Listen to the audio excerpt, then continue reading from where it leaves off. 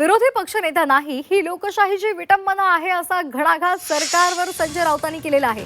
संजय राऊतांनी पत्रकार परिषद घेतलेली होती आणि पत्रकार परिषदेमध्ये पत्रकारांशी बोलताना आज त्यांनी सरकारवर घणाघात केलाय। सामनातून सुद्धा घणाघात करण्यात आलेला आहे। विरोधी पक्षनेता नाही ही लोकशाहीची विटंबना असल्याचं त्यांनी म्हटलंय। लढवय्ये लोक असतात ते असा विषय सोडत नाहीत, एकटाही लढत असतो।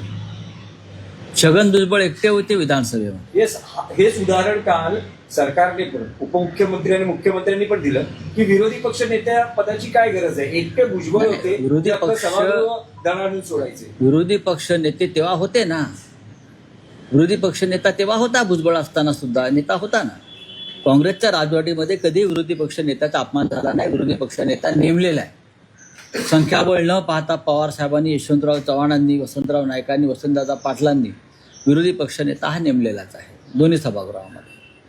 पण विषय सोडून चालणार नाही, विषय लावून धरला पाहिजे, हे विरोधी पक्षाचं काम आहे।